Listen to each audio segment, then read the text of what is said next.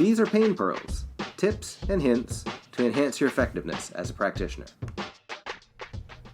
I'm Dr. Richard McAmoyle, and I want to help practitioners treat chronic pain better. For today's Pain Pearl, let's talk about motivational interviewing.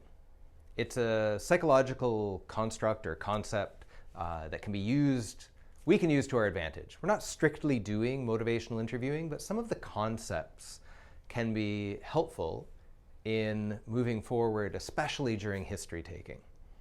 So when you look at motivational interviewing, there's an acronym that they use called OARS, O-A-R-S. And this stands for 4 components of motivational interviewing. O stands for open-ended questions. So we can use open-ended questions to allow the patient to tell us what is most pertinent to them at the time. Some examples are, what brings you in today? Or, can you tell me more about that? Or, what do you think that means? Or, what do you think's going on with that? Those types of questions just allow the patient to then express things that you may not get with more closed questions, like what are the things that make your pain worse? What are the things that make your pain better? The typical questions that we were taught to ask during interviews in school. The A stands for affirmations. So you want to give the patient affirmations on what you're hearing while they're relaying their information.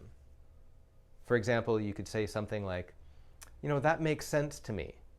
When they're talking about how they feel or how they're scared about something. And oftentimes I find myself using that when the ideas that they have about how things are functioning may be slightly off to what actually goes on in the human body. But if you can take their perspective that if I were to think that my disc could slide out, and I have this sensation, it would make sense for me to brace and be scared that I was going to cause it further damage. So even if their ideas don't really hold true to physiology, we can still validate them and affirm, yes, I would fear that movement if I thought that my disc could slip out. So you can affirm that. Other times affirmations can be helpful is if you hear something in the way that they're speaking that is eliciting an emotion from them. For example, it's like, that sounds frustrating, or that sounds scary. Sometimes that affirmation, all of a sudden they will have a realization that, yes, I've attached that emotion to what I'm saying. Sometimes that can be very revealing for them. The R is reflective listening.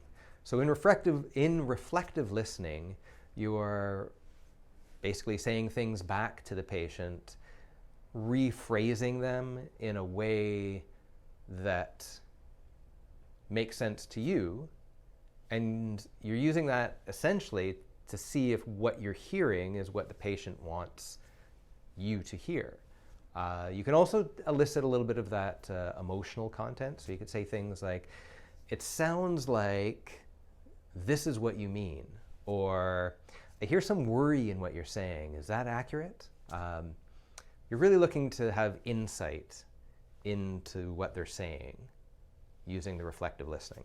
And the final part, the S, is to summarize. So you want to have summary statements at the end, at the end of a section of your discussion or at the end of your intake, where you summarize what you heard the patient say. And in that environment, in that moment, you can then ask if there's anything you missed.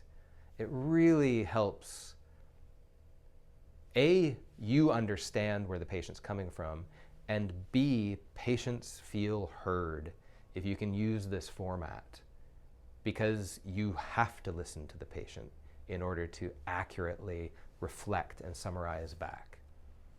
I've found this an invaluable tool, especially when dealing with a patient who has been through the ringer and is at the end of the rope, a chronic pain patient who comes to you. So use motivational interviewing or some of the ideas to help with your next chronic pain patient or with your next patient. Thanks for listening. I hope you enjoyed today's Pain Pearl.